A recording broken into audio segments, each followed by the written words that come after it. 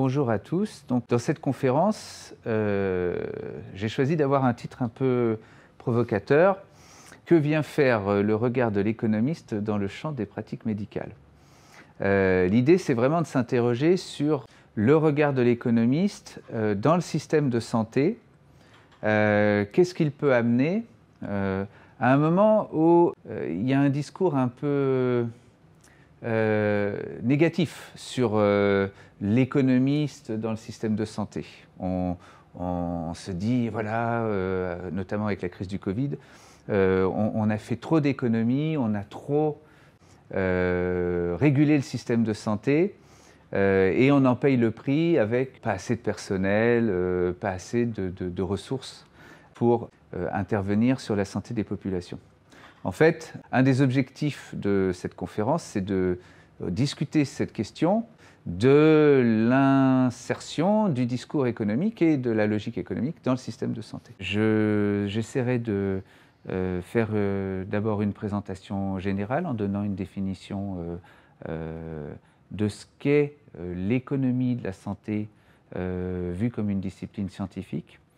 Et puis après, on abordera quelques petites illustrations, 2 ou 3 au maximum, qui nous permettront de comprendre, soit du côté patient, soit du côté médecin, comment l'économiste peut réfléchir dans le système de santé pour comprendre les comportements des agents et éventuellement amener quelques idées pour visant à les améliorer, à améliorer ces comportements au bénéfice d'un meilleur fonctionnement du système de santé.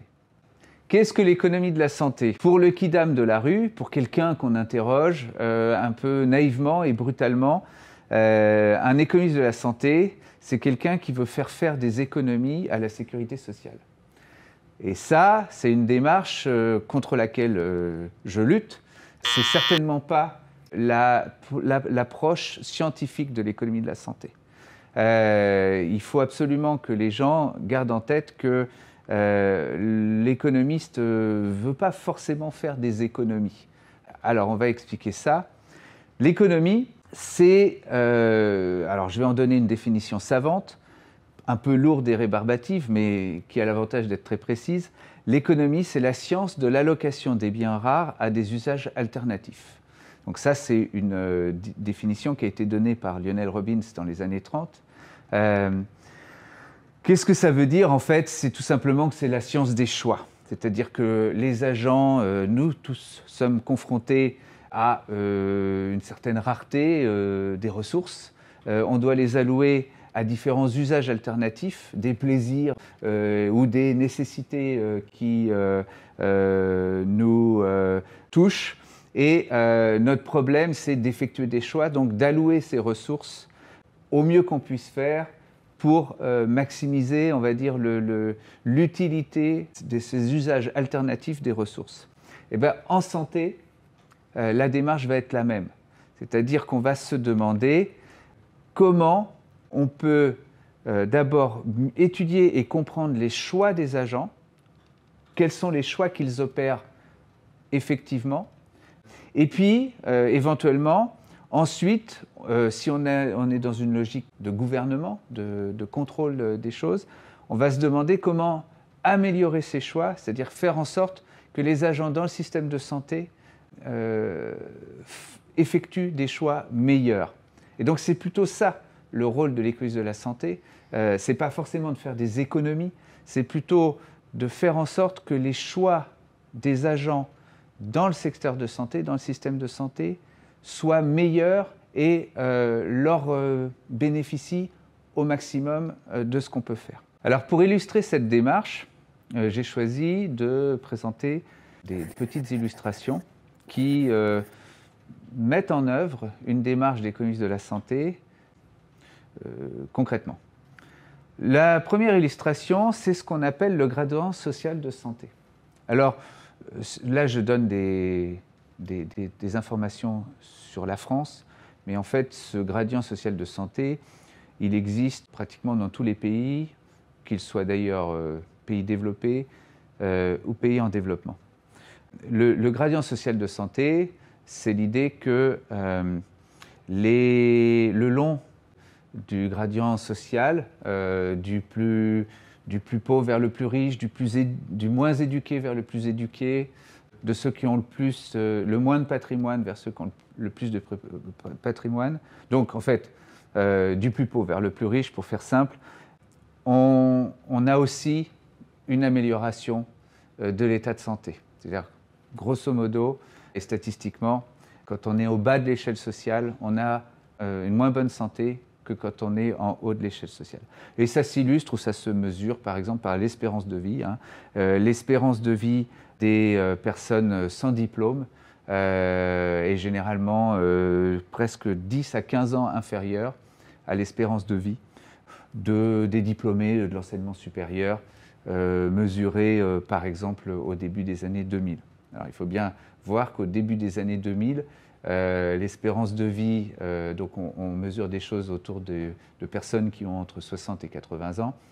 Donc un diplômé du supérieur dans les années 2000, c'est quelqu'un qui a fait des études universitaires dans les années 50-60. Donc effectivement, c'est aussi à une époque où l'accès à l'enseignement supérieur était faible, réservé à une élite. Donc on mesure, on se rend compte que ces gens-là, 50 ans plus tard, meurent moins vite que les personnes sans diplôme de la même génération. Voilà. Mais ce gradient social de santé existe toujours, même à des dates plus récentes, et quand on parle de cohortes de générations encore plus récentes. Est-ce que la première hypothèse avancée, d'ailleurs quand on est économiste on va s'y intéresser, est-ce que c'est parce que les Français peu aisés ont des difficultés à accéder aux soins et à se payer des soins?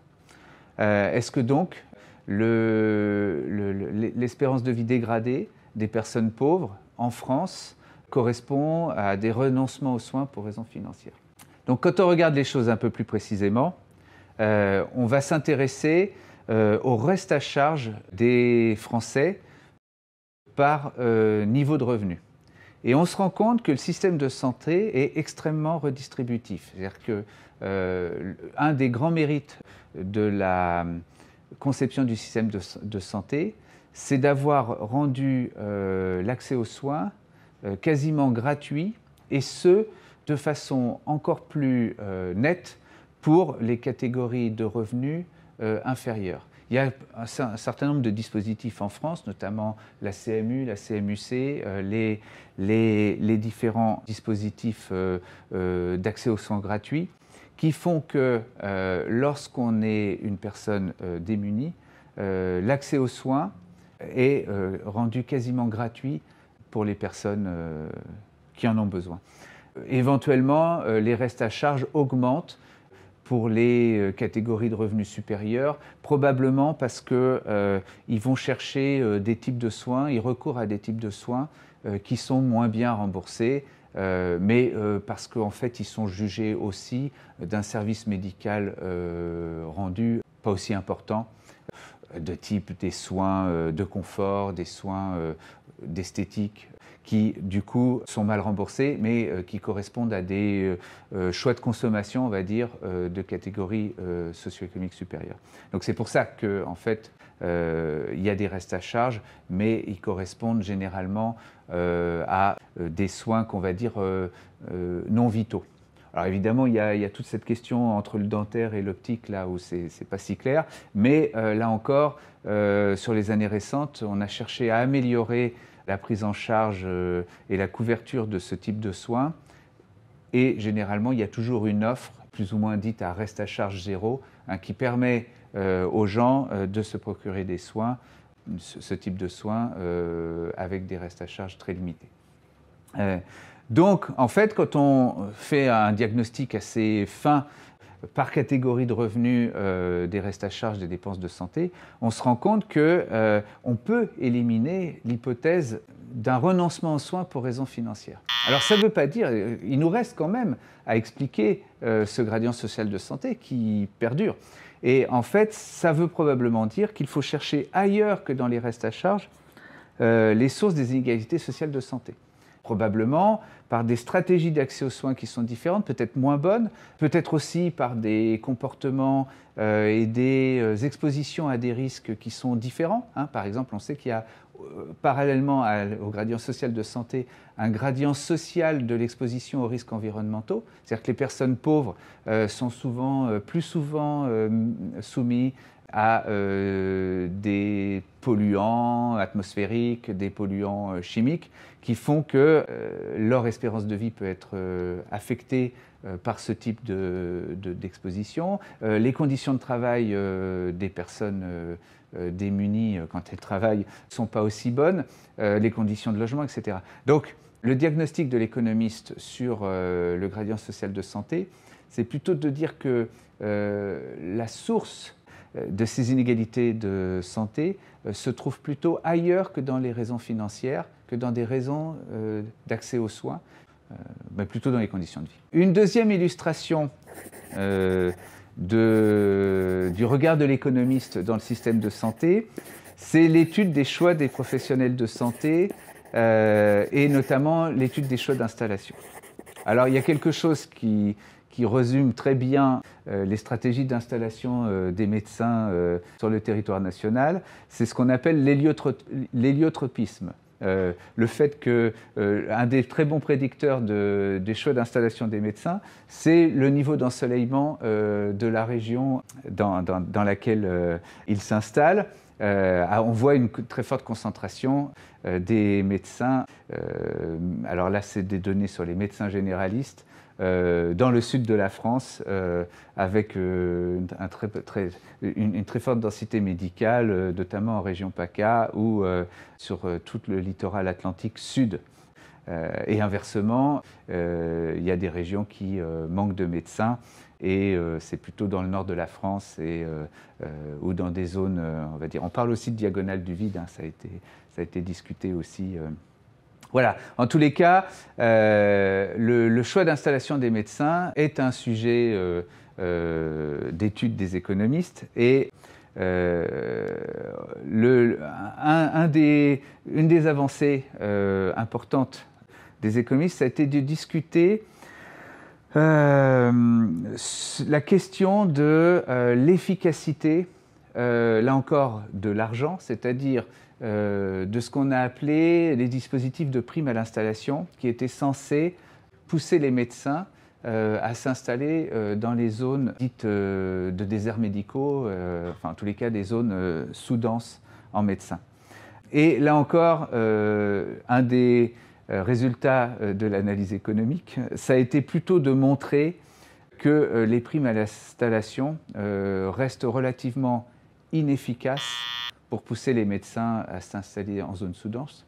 Et de toute façon, la réponse était relativement attendue, parce qu'un médecin en zone sous-dense, c'est quelqu'un qui, de toute façon, va gagner beaucoup d'argent, puisqu'il va s'installer dans une zone où il a peu de concurrents, il aura une large patientèle, et avec le système de rémunération qui existe en médecine libérale, plus les médecins ont une large patientèle, plus ils sont rémunérés, puisqu'on a un système de paiement à l'acte qui fait que plus on fait d'actes, plus les médecins sont rémunérés. Donc ça, on a un fait statistique sur les revenus des médecins, qui est que les médecins de zone sous-dense gagnent déjà très bien leur vie. Et donc, une prime à l'installation, finalement, ça a été quelque chose de relativement redondant, voire inefficace, pour pousser les médecins à s'installer. Et donc là encore, il faut chercher ailleurs que dans la logique financière les mécanismes pour pousser les médecins à s'installer dans les zones sous-denses.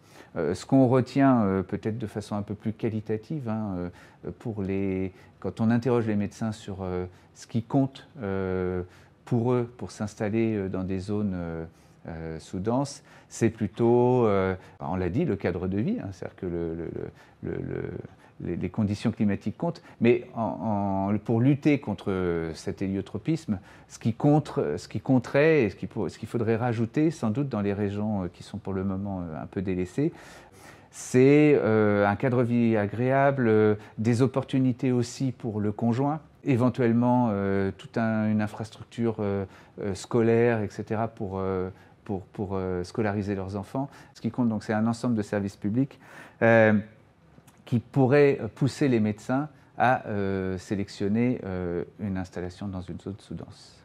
À l'issue de ces deux illustrations, je crois qu'on peut maintenant revenir sur le rôle de l'économie dans le système de santé, et je vais le faire avec un graphique qui aide à bien comprendre comment on peut résumer le rôle de l'économiste dans le système de santé. Imaginons que sur un graphique, on représente d'abord en ordonnée, donc un résultat, quelque chose qu'on attend du système de santé. En ordonnée, on va représenter l'espérance de vie des populations. Plus c'est haut, plus l'espérance de vie est grande dans un pays. Et puis en abscisse, qui représente les sommes qu'on injecte, les sommes d'argent éventuellement qu'on injecte dans le système de santé, on va représenter des milliards d'euros dépensés. Okay. Sur un graphique comme ça, on s'attend en fait à une relation croissante en forme d'enveloppe qui nous dit pour tant de milliards d'euros dépensés, on va obtenir tant de gains d'espérance de vie. Et puis, on va pouvoir représenter sur ce graphique où en sont les différents pays. Un point égale un pays. Alors là, j'ai représenté deux pays, le PIB qui est presque efficace. On voit qu'il est sur une frontière, il est très proche de la frontière d'efficacité, du maximum qu'on peut faire pour les milliards d'euros dépensés. Et j'ai représenté aussi le PIA, qui lui est moins efficace, c'est-à-dire qu'il dépense à peu près les mêmes milliards, le même niveau de dépenses de santé que PIB, mais on voit qu'il obtient une espérance de vie inférieure. Alors, quel est le rôle de l'économiste dans ce cadre-là? Eh bien, c'est de trouver des moyens de faire en sorte que le PIA obtienne les mêmes gains d'espérance de vie que le PIB semble pouvoir obtenir avec le même niveau de dépenses de santé.